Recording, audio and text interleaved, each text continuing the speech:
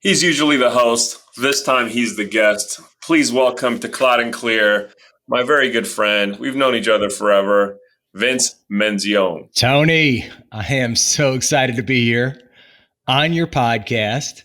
This is like a full circle for us. How does it feel to be on the other side? It feels very different. I have to tell you, it's I'm so used to asking all the questions, so this is going to be very interesting today. But we go back many years, and I'm just excited to be here. You're so the thank reason you for Cloud having and Clear me. exists. It's a privilege. You told me this, and I remember coming to you about 4 years ago, probably was around December of 2016, saying, "Hey, I got this idea for a podcast." I was listening to Tim Ferriss, and nobody's doing a podcast on partnering. I think I should do one, right? And I'm like, would you be one of my first guests? And I think it was episode 3, fan favorite, most downloaded for the longest period of time. I think. Didn't you make it like a prerequisite, like as part of your onboarding? Yeah, that's why the numbers are so high. It's so good to see you today. And we both we're wearing our hats. I saw you had your SADA cap. I had to put on my Ultimate Partnership. No, you got me in my true authentic self, because that's what it takes. All the best hosts in the world, whether it's late night or news broadcast, whatever, all the best hosts, they know how to connect with folks. It's hard for us non-professionals to do it unless we actually know and admire and love that person. So you brought that out in me, and I love what I said on that first podcast we did together when I was your guest, and it like just told a very authentic story, and I wanted everybody who joined SADA to hear it. So became required listening. Well, it is an authentic story, and I speak to organizations, I coach organizations on principles of successful partnerships. And one of the key aspects, and actually you embody I would say embody all the principles, but a key aspect is around I'll call it extreme commitment to the partnership. And at the top, at the leadership level, and you exude that. Like I got to work with you. I was running the U.S. public sector partner business, but I was also on the U.S. partner leadership team at the time, and we got to spend a lot of time together. And you made it a point to make the partnership like it was the most important thing. Like it was the one thing, the maniacal focus on it. Like you really.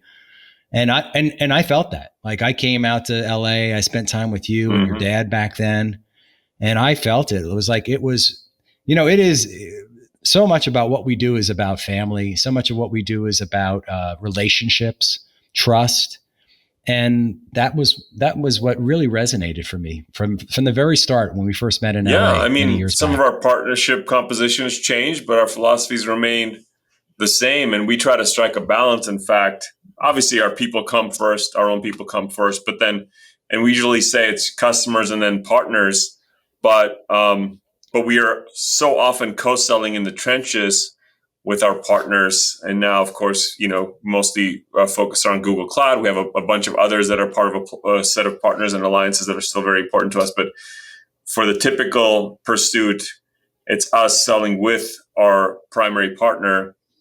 And what we definitely don't let happen is for the customer to sort of divide and conquer us. Yeah, of course, we have to be focused on what customers need, solving their problems. That's the only way you win deals and you stay relevant and you keep them as customers for life. But we're not agnostic. We're not self-serving, and we're definitely not just about the short term. So we're always trying to make sure that we and our partners, and we show up together, show up unified, and that usually produces the best customer experiences and the best outcomes. Yeah, I totally get that. What you're talking about to me it's like coming to the table with the right mindset, right? Having that mindset around together, 1 + 1 = 3 or more. And it's, it is a focus on the customer, but it's how we collaboratively will do the best good. That's right. There's a lot you can't control. There's a lot of drama in engagement potentially, and if you can eliminate a big part of that by setting the design principles of how we engage up front, it's a much smoother experience. And you host the ultimate partnering podcast. You give talks on it. You consult on it. Ultimate Guide to Partnering. What makes you the expert in the field, Vince Menzione? I don't claim to be the expert in the field. Thank you very much for that. I would say you are. Honored that you say that. I have been blessed by, at my core, I'm a connector. I love people. And I take from other people so my podcast started as a way to help Microsoft partners at the time, other partners in the technology space, understand how to better connect and work with those technology giants. And in fact, Google is on the podcast, and Salesforce and AWS. But what I've gotten out of it is these amazing stories and people that understand partnering. And what I've hopefully been able to tease out in all those interviews is what does it take to be successful? And every single interview I want to talk about the business, sure. Like, what do you do? How do people work with you? But then what makes a great partnership? Like, what are the core principles of successful partnership? And by the way, when things don't work out well, like, why did they fail? Like, what happened there? And what would you tell those people now? Because, how many times we walk away shaking our heads going, that didn't work and that whatever. But we never really say that we don't give the constructive criticism. We're afraid to give criticism. We, kind of is sort of ingrained in a lot of people for whatever reason. But getting all that information out and distilling it, there's a set of common principles. And so really what I've taken is this common set of principles. All these great interviews continue to feed into, my learnings, and then getting to feed that information back to other organizations and help them learn to accelerate their process to be successful, right? So how do you get partnerships right? Like, a lot of organizations culturally don't get how to work partnerships. Like, we talked about the growth mindset. A lot of organizations come out at it from a scarcity mindset. And, it's like, what can I get from this? Not what can I give back? And then, how do I apply the right focus? Because how many times you go in a meeting, you have what I call a kumbaya meeting with a partner. Everybody's shaking their heads. Yes, it's wonderful. We love each other. We're going to go do so much stuff together. We're going to light the world on fire. Yeah. And then nothing happens. So often. Crickets. All the time. And then how do you and what about the results? Like, how do we drive the results, and how do we measure the results, and how do we keep everybody focused on the results? Like, we're not getting the results. Why? Well, there's some blockers over here. All right, let's talk about those blockers. Like, let's get it on the table. Like, let's be honest with each other. Let's be transparent, and let's fix it. Yeah. So how do you think you increase the probability of action, meaning laying the groundwork for a successful initial phase of a partnership? Because we actually get asked a lot too, like, hey, how do you make it work? Or we want to get into the Google business. And I talk to people, sort of peers like around the world, right, that I don't necessarily directly compete with. But they're like, I have a set of guidelines and principles, but what does that sort of mindset have to be? And mechanically, like tactically, what do you have to do to increase the probability of the partnership bearing fruit? So first of all, you have to get really candid first you get to get candid with your organization, right? I take everybody through a SWOT analysis. Like, I'm like, okay, where are our strengths? Where are we weak? What are our threats? And where are opportunity areas? And then, like, okay, from there, where do we think we can go? Like, aspirationally, let's set the bar. Like, where do we think this partnership between the two organizations, it should be shared. But on my side, I'm going to go and I'm going to help craft that vision statement. Like, what is it going to look like? Then what's my value proposition look like? Like, this, right? Working with Google, working with Microsoft, working with AWS. What's that one thing that I do that's unique, or that's unique about this relationship that it's going to drive success. Like, because we are all like, we're going through information fatigue right now, right? Like, so you want to stand out. Like, what is that one thing that SADA does better than anybody? Why should I pick up the phone and call Tony's company? So that you got to get that right. So you got to get those things right. You also have to come in with the right mindset.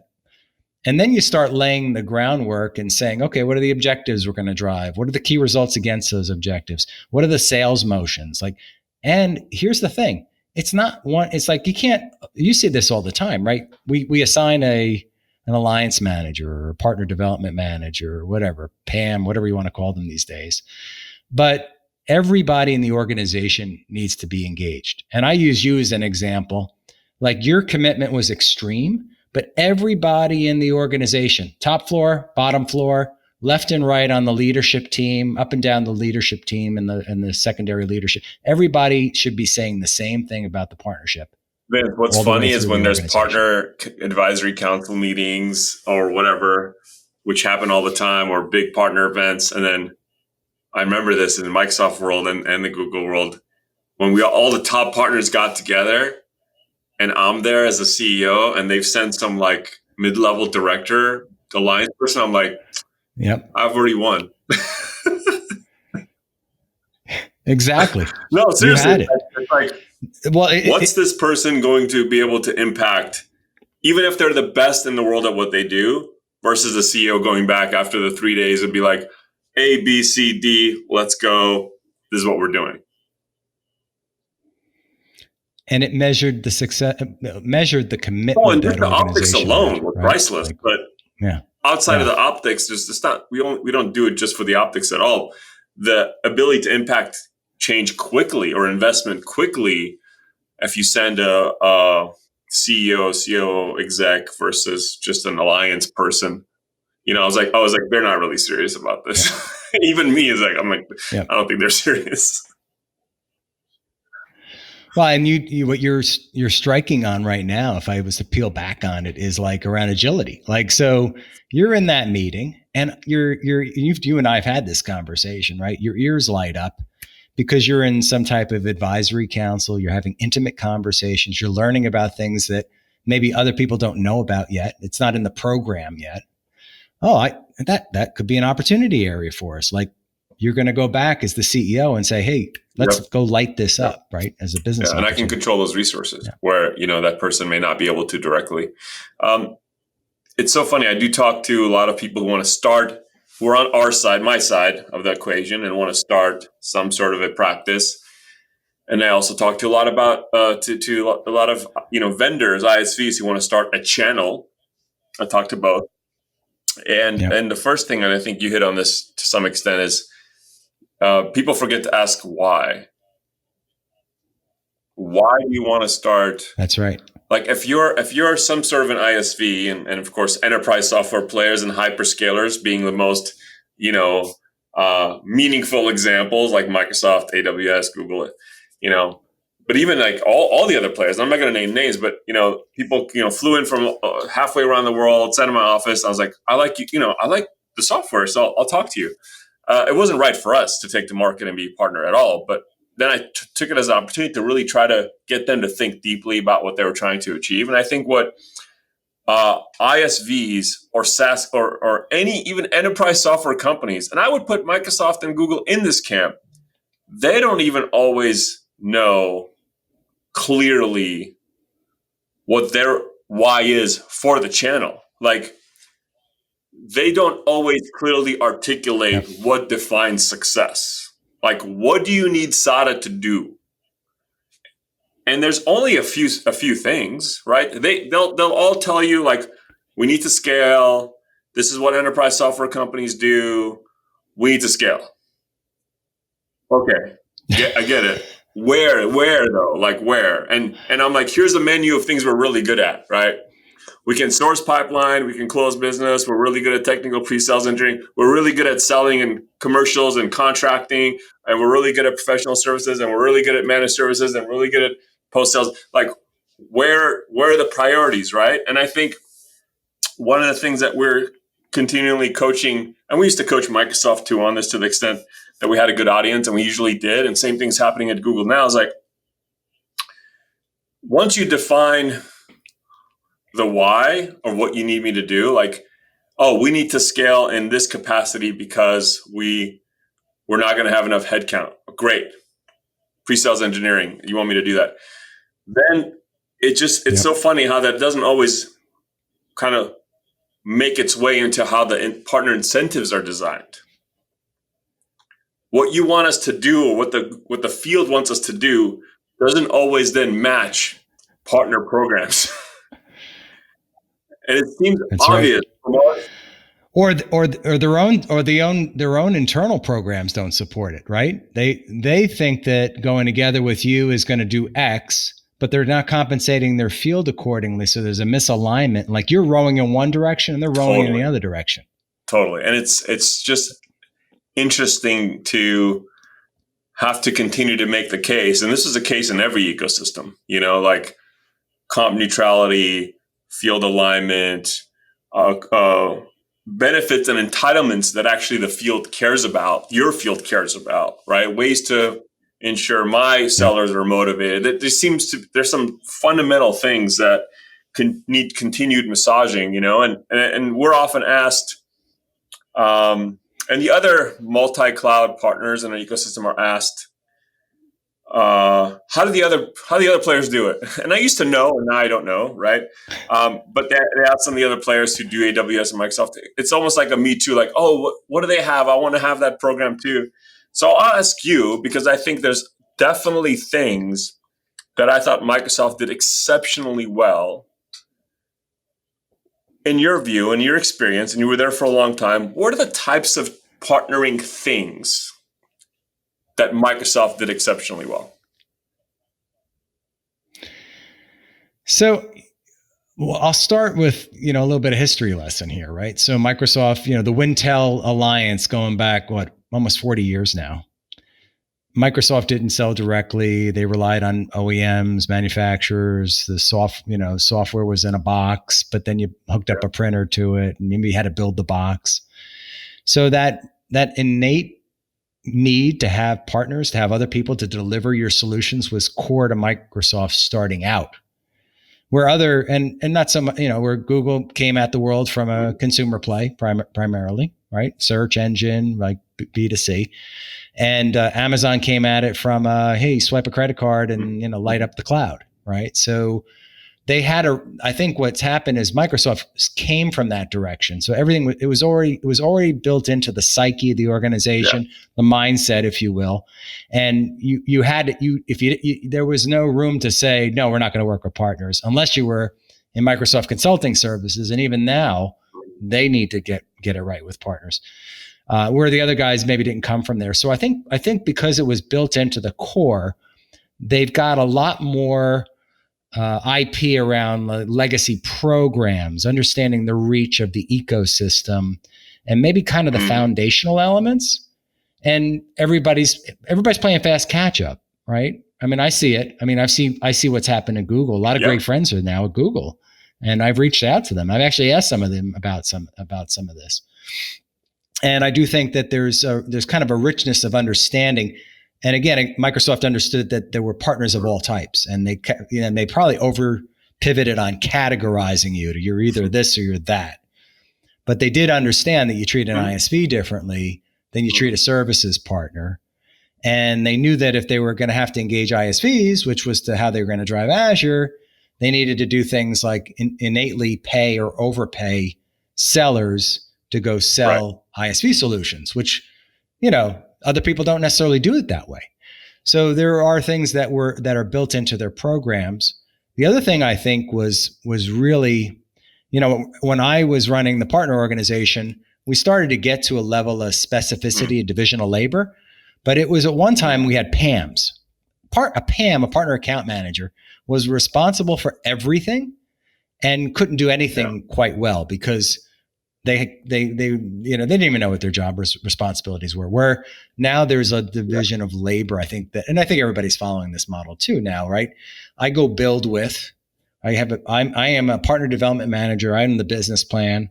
I bring technical resources in to go build the practice or make the solutions work. And then I hand it off to a marketing lead who goes and drives that, puts gasoline on our go-to-market and drives it and puts funding on it. And then in the field, I also need to over pivot on making sure my sellers are working with my partners. So I need to put resources there. Yeah. So I do think that infrastructure is more, it's been there longer. That's not to say that, nobody should rest on their laurels. And what I'm seeing is really Google stepping up in a big way here with the investments that they're now making. The other, I think, perennial challenge is, first of all, there's a challenge in partner categorization still, and I think it's mostly because of the cloud. It's hard to define SADA as any one of those things, just because the cloud has necessitated capabilities in all, like we are resellers, but we're also SIs, and we even have some IP and all that stuff, right? How do you categorize us? I think we found our MSP is a good broad category, but some MSPs don't do any professional services at all, and we do that exceptionally well. So we have to kind of add that on all the time when we talk in a talk track. The other challenge is, and I remember Microsoft also struggling with this, is and again, I think there's a couple of tactical things I remember Microsoft did really, really well. I love their approach towards like the Azure Everywhere approach. Like, hey, forget this one-off approval stuff. Here's a bucket. You log it, take it, get me the ROI, and get more. That's it. I don't want to micromanage this anymore. We thought that was a huge step forward, and there's some attempts to kind of replicate that in other ecosystems now, because speed matters. Speed in the eyes of your customers matters. To be able to talk to a customer, they need, $50K for pre-sales. I don't want to wait a week or 3 days to approve it. I just want to be able to say yes. If I think it's good, it's good. It's on me if it's not, because I mess that up, I'm not going to get more money, right? So that's one great program overall. But and I'm really pushing Google to adopt more that type of philosophy. Like we're grown-ups. Yep. Give us some responsibility and see how we respond. And if we do well, give us more. And if we're terrible, take it away, right? Like just treat it like that. But the other side is, and know this well, global programs versus North America realities. Global programs, they're supposed to function in the most corrupt and underdeveloped markets, like for SIs. But they're also, but we're trying to operationalize a North America go-to-market motion, which is super developed, super fast, different set of ethical parameters, but also operational parameters.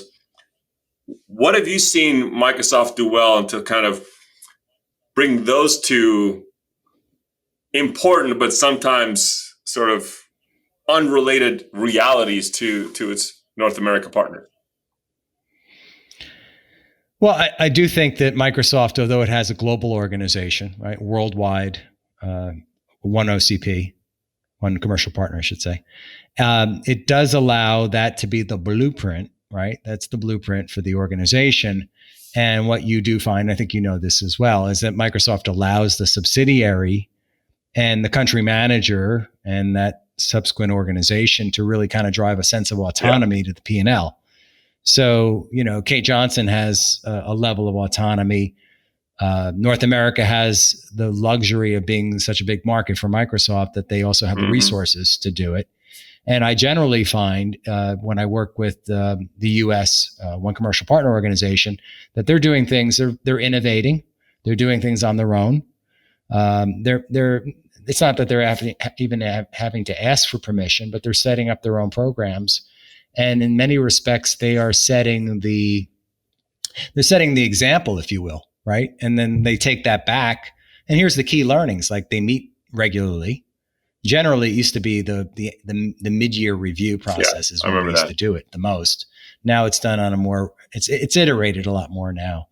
But they expose okay, this is a program we think this is a program that should be supported at the worldwide level.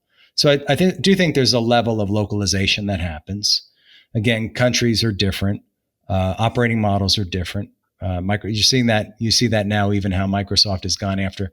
They now changed their model going after the federal government, where they've now set it up as a separate LLC, right? Because after all these years of being sort of more consumer oriented, horizontal, democratized platform company, they recognized they really had to pivot to go after that very unique market. And so they've made a lot of changes to address it. The other thing I think we've noticed is, to your point, there's a lot of Microsoft leadership, at Google now. Some great people, amazing people, fantastic people.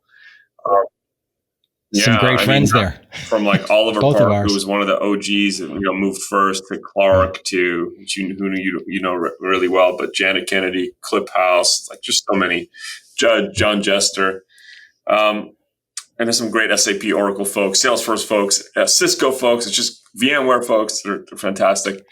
I think that one thing is what we've noticed is a slightly different partnering and selling motion or mentality. Like if we talk to the people that came from, let's say, Microsoft, SAP, Salesforce versus even Cisco, VMware, and some other places, there's a little bit of a cultural difference. And I think there's twofold. One is related to selling through partner from an MSP or resell standpoint. CSP was, remember, very new for Microsoft. And we were good at it because we were been doing it at Google, right? But like if you think of SAP, Salesforce, Microsoft, it was not a huge part of how they sold. They were used to the LSPs and they sold direct a lot of the time. So we do spend quite a bit of time kind of describing the business model, why participating in the consumption is so important to us and to the customer experience. And then, whereas I think Cisco, VMware, they're very like through channel. They just know, like, of course, like for Cisco, I think it's like 95% of the revenue. Like they don't do anything direct, right? VMware was very much, I think, the same way. That's one cultural difference. And the other one is maybe less with VMware or Cisco, but there's also the Google world is where the buyer is always making the harder choice, politically more difficult choice.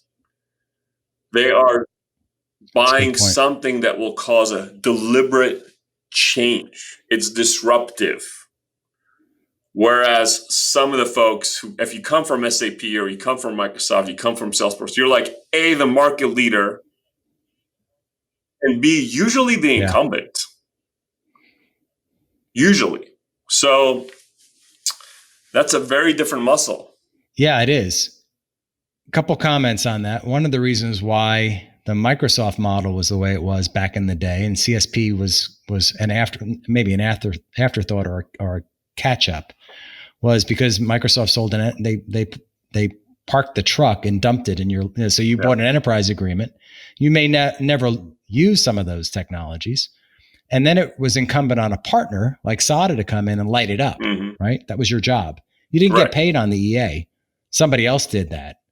But you made your money on your services. And they realized that because Google and others were allowing partners to go sell the SKUs, they were far behind in that. Right? That took years. Nobody buys something from Google through us and doesn't get it turned on. Never. Yeah. Exactly. Like you don't buy G Suite and not turn it on. Like you turn it on day one, you're going, right? The same thing with the cloud. If you're not consuming, you're not right. Yeah. And so that was a part of it. I think that was a difference. I think the difference it's philosophically too, the ones you mentioned, the Ciscos of the world, and some of the VMware and some of the others, it was either a box or a virtual box they were selling. So it was easy. Mm-hmm. They pushed it through the channel. But it was a different model, right? And so I think philosophically, the models are different. The partner had a different role in a channel play than it does today in in the world we live in, this transformative cloud world where there's three hyperscalers. There's partners like you that can't fit into a single box, right? You provide IP, you provide professional services, you do service and support, you do transaction, you do customer you're never success, going to fit technical into a account box. management, the whole thing. Yeah. Like we're responsible for the Yep. entirety of the success or the Right. failure of that decision that the customer made. Yeah. And we used to call you a born in the cloud partner, but you started way before the cloud. Year 2000. I remember year that conversation. It's like just because Exactly, Microsoft right? didn't know who we were So- until 2009 doesn't mean we were born in 2009. But thank you. They had to find a label for you. It's just, It was a compliment. Still is. But I do think, how do you think the cultures, do the cultures collide? Like, what do you think is different or better from one group of people like coming, and I don't want to put you on the spot here and ask you this, but maybe is there one mindset that's better, or how do you think through the mindset? I think the hunger that I've seen demonstrated by AWS, for example, to win at all costs is admirable. Not at all costs, because sometimes they go too far, and some of it is very public because the way that they behave on Amazon.com is not that different than what they behave on the other side. It's just a very, very cutthroat culture. But that hunger to win is admirable. And Amazon was not the incumbent for many years. They are now in a lot of ways. If you're in the cloud, you're probably in the cloud with AWS. I think Microsoft's, I'm a huge Satya Nadella fan. You know that. I met him a couple of times. He's magical, has done it. I mean, Vince, in 2011, 12, people were like, Microsoft's done. They're never going to get cloud. They can't turn this thing around. You remember? Like, what he's done is like, holy cow. Nobody. We still had the Windows Phone. Yeah, remember that? Like, we were trying to push phone. What if anybody thought in 2014 it would look that different, or 15? Like, nobody thought that was possible the way that decade went. The second part of 2010s. It's like mind-blowing, right? Only Satya could have done that. I know that. But the way Microsoft, I think, now understands their customer, and the way that the amount of time they spent, the amount of resources that show up, and sometimes it's just theatrics and overkill, but that's very much admirable. What I love about the Google approach is nobody buys anything they don't deploy. What they've bought is going to cause a transformation every single time. You cannot deploy Workspace and not transform as an organization in the way you collaborate, your culture. You cannot deploy GCP and not shift your engineering culture more towards a DevOps, agile, progressive way of thinking. You're going to learn about containers. You're going to learn about data. You're just going to. There's many customers who bought and deployed Microsoft stuff. If they deployed it, even when they deployed it, they didn't change. They were just like using Office the same way. They were just running virtual machines in Azure, just like they were in, whatever, VMware or something else. And that was it, right? Like, I love the fact that when you buy Google and go down the journey and prescribe to the methodology, you're going to change. And right now, people and organizations in the enterprise need to change more than ever before. Because if they don't, they're going to die. That's just the reality of what's been happening for many years, but has been absolutely 10x accelerated by the pandemic we're in, right? The other part I admire in Google, and part of it is just due to the fact that it was a smaller ecosystem when we started, is we got to play in the big leagues. They were not like, I'm never going to interrupt. Like, we've met with some enterprise leadership at Microsoft many times, and we used to have, to your point, a nice dinner. Everybody felt great. We left. We were never invited to that dance. It was always inside Accenture, MCS, Cognizant. It was that we were never invited to the dance, whereas Google would be like, hey, you want to come to this Fortune 10 company? Like, yeah, like I'll send 3 people, right? That's a lot for us. So, and then their agility, the technology is also just remarkable. Like, because you are Google, your cloud is different. Microsoft didn't have to build a cloud for a long time, right? Amazon had it for its retail, business, and that's how EC2 and those services were born. But Google has had to solve massive problems around data, containerization, security, latency, global availability since forever. Yeah. I like that. 21 years. I like those aspects. And I also like years. being opinionated. Yeah. I like that we believe in we're not flat earthers, okay? We believe in a multi-cloud world. We just think that Anthos is the best answer for that world. And you might have other stuff. And as long as you deploy the Google created but open source standard of Kubernetes, you can run your stuff anywhere, right? Part of the podcast game and the content game that you and I both play in, it's much easier if you're in with one partner to be opinionated, because we were under a lot of scrutiny before, I would say. Right. So what about those disruptor? How do you find those disruptor customers? Those customers who are willing to be like I think about the crossing the chasm, right? But I think it's getting mainstream. It's mainstream now. It's a heterogeneous world. And then how do you move them? How do you move them over? Like, how do you convert them? So I think a lot of our customers in GCP are digital natives themselves. So they are truly SaaS companies, ISVs born in the cloud. Yeah. And actually, if you just let engineers make the decision, they're going to choose GCP almost 100% of the time, unless they were like, just learn AWS and they're like, oh, I can't learn another cloud, forget it, right? Now the enterprise, again, Microsoft has done a very good job, and Amazon has a decade head start in making, Azure or AWS the enterprise standard for cloud. And I think, Google has work to do there, and they're announcing big wins all the time. Deutsche Bank being, one of the more recent ones, but there's been many, many others that are big, huge enterprise wins. And I think right now the enterprise has no choice but to transform. So it's not like those leaders that were holding them back, they're not going to be around if they haven't been fired already. It's like, you thought you had 5 years to allow your customers to engage with you differently. Sorry, you have 5 months. Yeah, this whole transformational time, right? We talked about this before. Like, we're living in a time like no other. What are the greatest things you're seeing now that you didn't expect to see? Well, I have a question for you along these lines, because right now the market and our customers are requiring us all to build capabilities that we maybe did not have before, right? We just launched a distinct group around AI and ML. So CCAI, Document AI, distinct group does that work now. We launched we had a security group that was part of the infrastructure group, and that's been spun out now on its own. So Google Security Practice. One thing I get asked a lot, because you talk to so many partners and on the vendor side and channel too. What's your take on companies like us or SIs? I get asked the same thing. We want to start a Google practice. What should we do? What's your take on the build it versus buy it debate?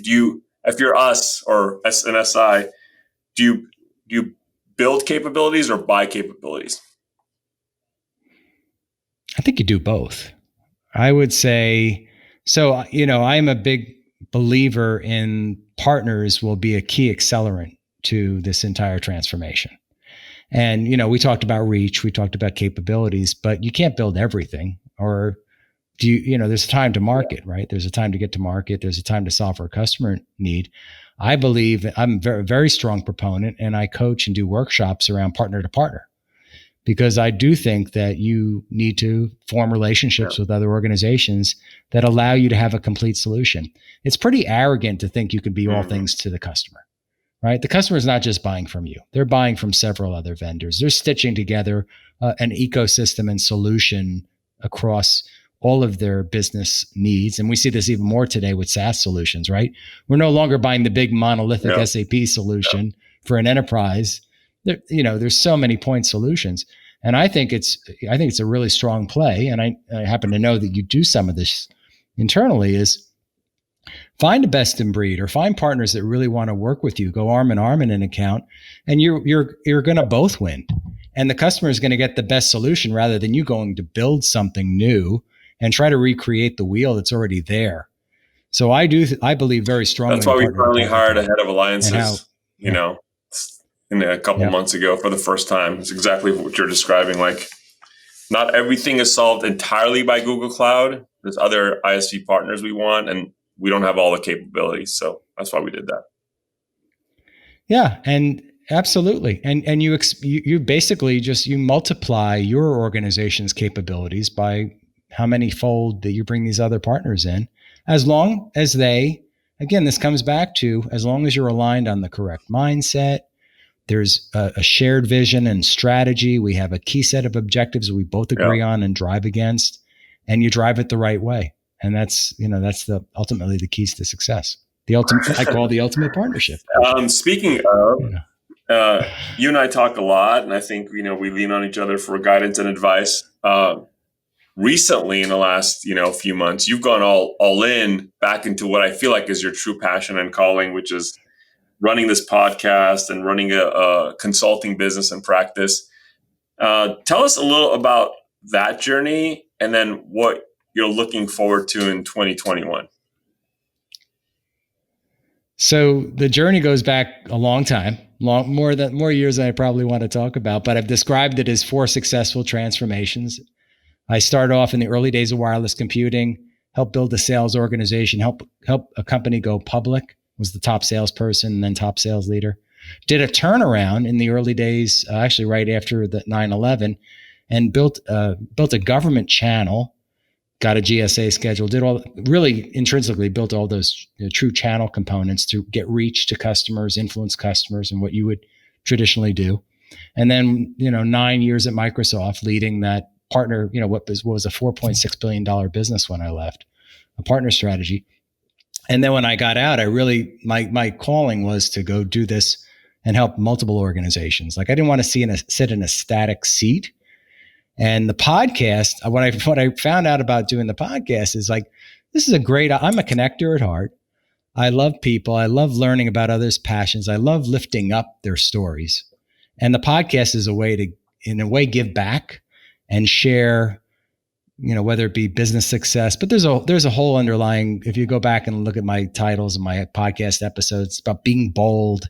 It's about, our titles are about things about inspiration, about how we lead forward, especially during this time. And then I brought back, I did a 2-year stint at a global ISV. I took a detour, I guess, if you will, for a little bit because it looked appealing. But sometimes you're going for money and not for your passion. I learned a lesson there as well. I came back to what I really love in June. And it's, I love the fact that I get to work with multiple organizations. I get to solve tough problems. I get to do the podcast, and every week I have amazing guests like you and other really terrific guests. And I'm hoping to have more and expand that. And although I've had a lot of Microsoft people, it's not just a Microsoft only podcast. I would love to have more Google guests. Maybe you may be able to help me find a few. Able to make those connections. Yeah. Because it's all about partnerships. It's all about what makes great partnerships and also guiding principles. And, here's the other thing too, like at my core, I'm very big on diversity and inclusion. I don't know if you know this or not. I was Microsoft US Public Sector's lead for diversity and inclusion. I was the white guy who raised his hand and said, yeah. You're ahead of your time with the Alliance, being an ally. Yeah, I was doing it then. And if a lot of my guests, so we talked about gender equity, we're talking about racial and social injustice. Like a lot of my podcasts, we're having some really authentic conversations. That's so funny. We got 2 on this one for sure. It's part of every conversation. Yeah. So I think it's an important dialogue for all of us right now. So the podcast gives me that, and it juices me every day. And the work I get to do, I love. And, I do think people go, well, I got a partner. I got an alliance manager. I know how to do this. I'm like, you can do it better. Like everybody can do it a little bit better. And so, thank you for everything that you do for the ecosystem, for being that voice of reason, that voice of experience. So delighted to be able to call you a friend and a confidant and an advisor.